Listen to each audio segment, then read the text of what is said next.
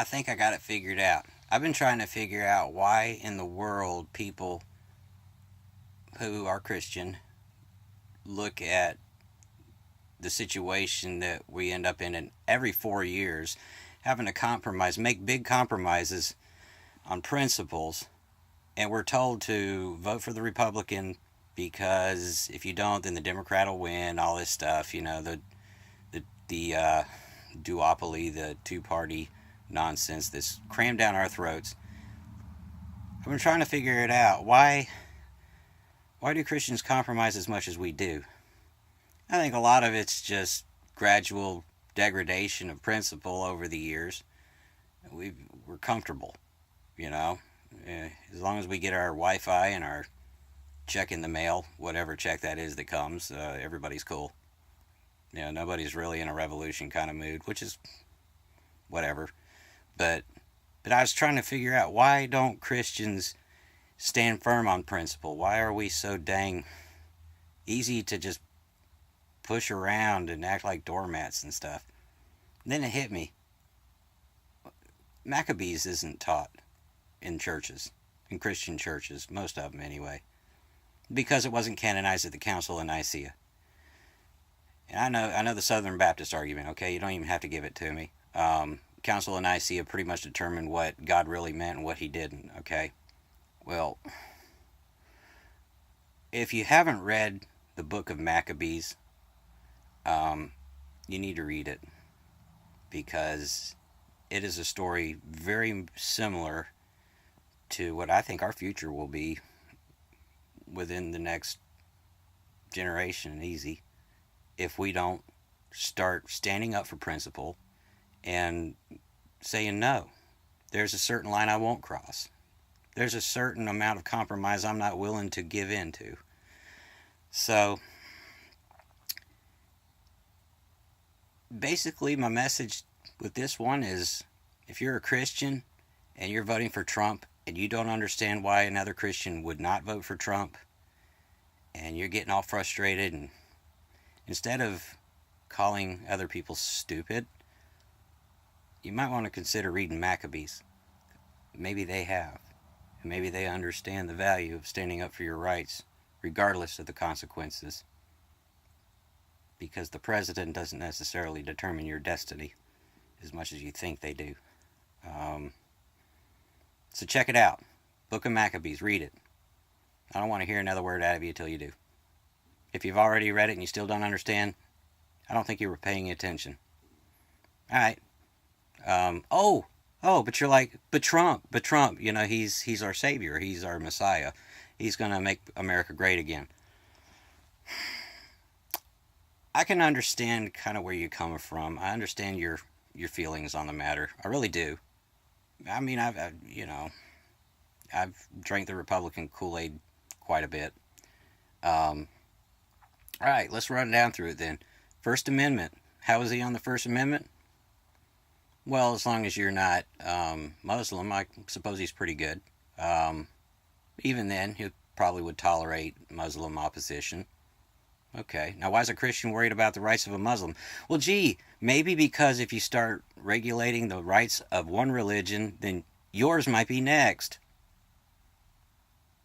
But you never thought of that. Okay, Second Amendment. The Republican version of the Second Amendment is a watered-down, bastardized version of what it really means. The Second Amendment means you have the right to bear arms. Arms is a shortened version of armaments. Armaments definition is military equipment and hardware. Okay? What our military uses. Not the neutered version.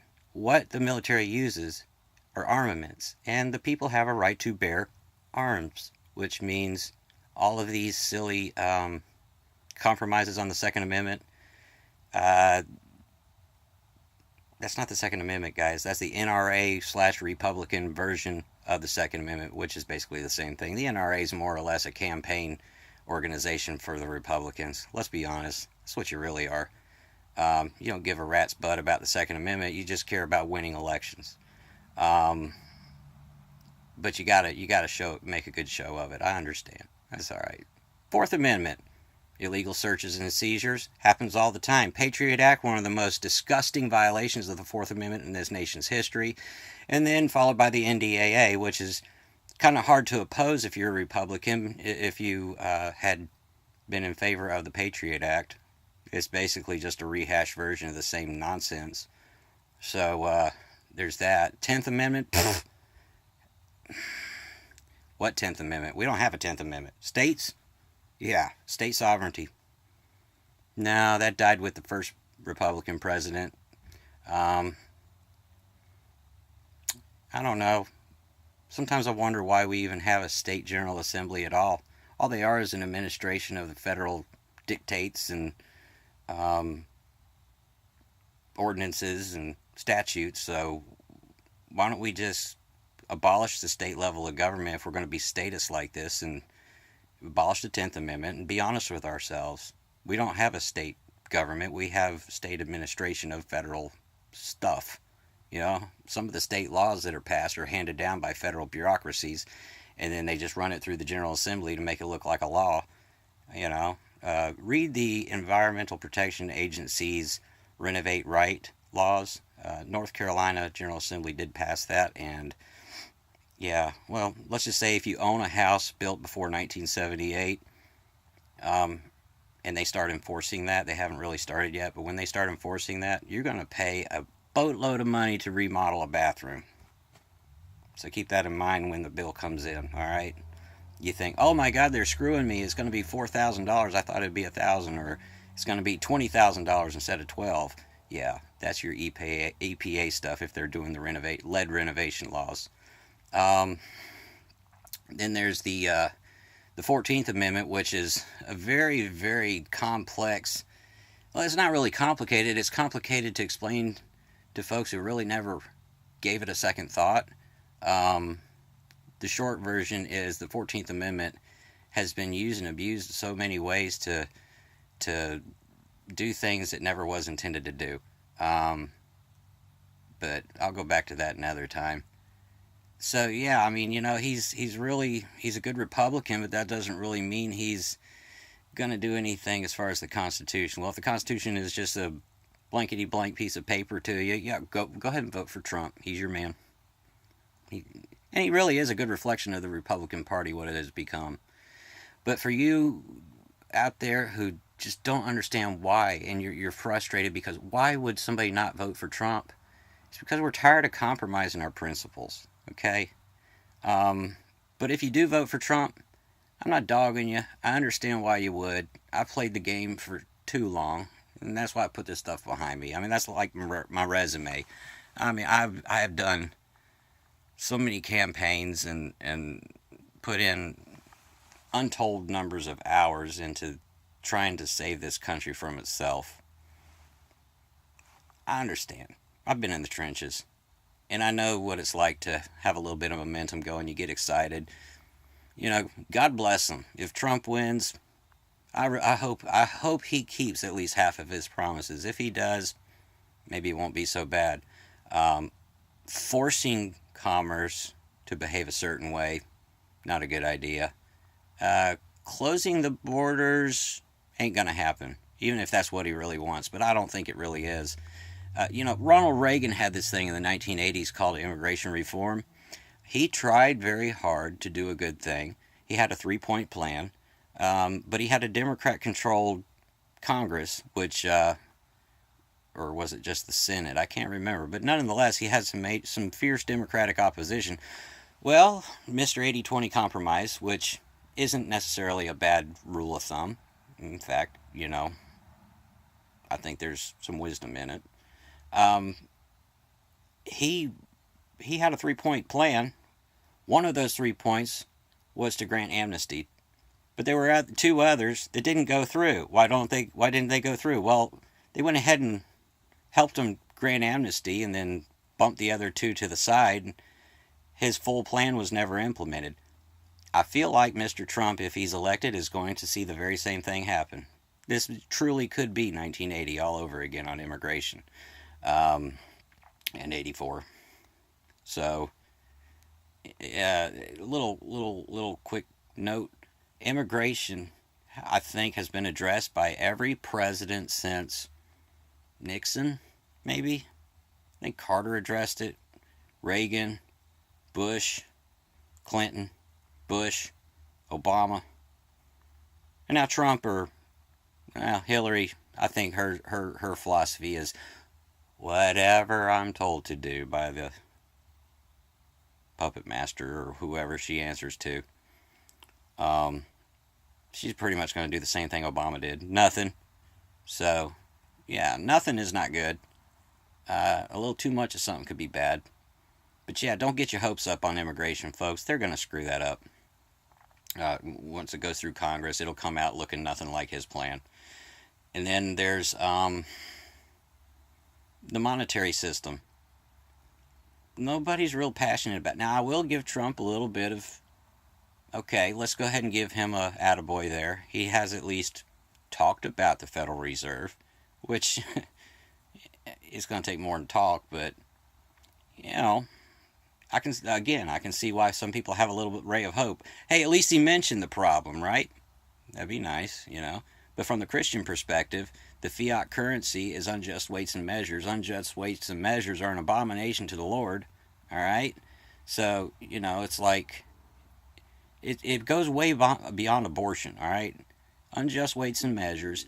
There's sovereignty, the 10th Amendment, states' rights, the sovereignty of the individual, the church, the family, science, media, arts.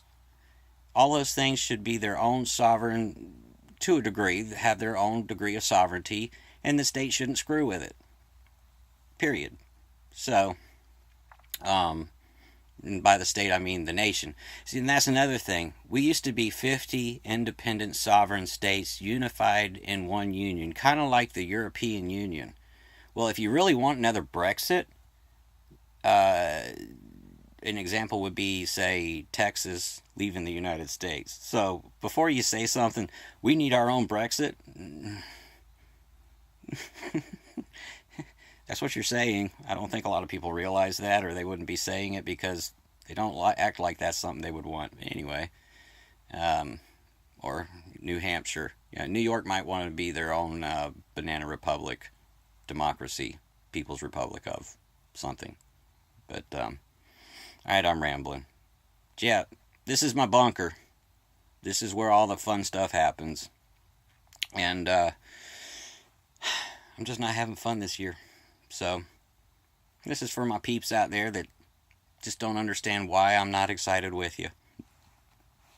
I hope you guy does, I hope your guy does well. I hope Trump does really well.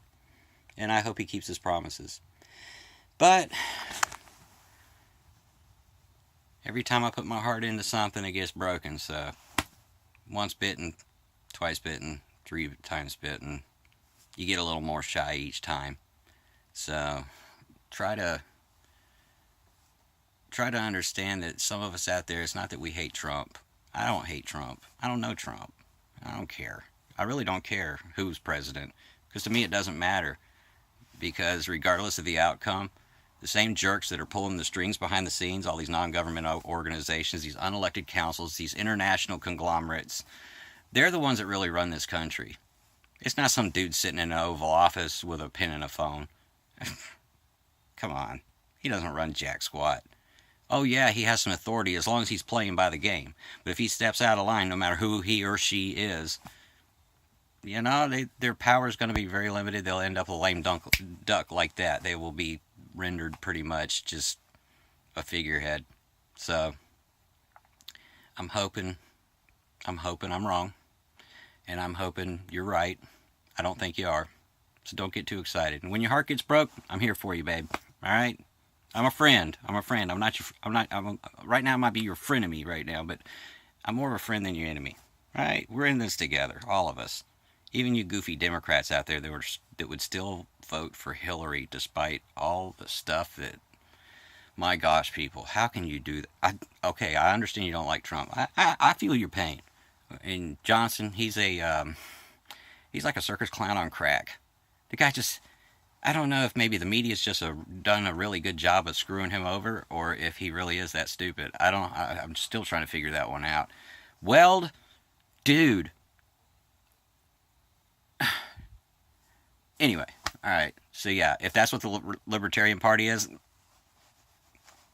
count me out. Sorry, but there are libertarians out there like, you're singing the song of my people, So anyway, but yeah, just when all the stupid nonsense is over with, just remember we're all in this together.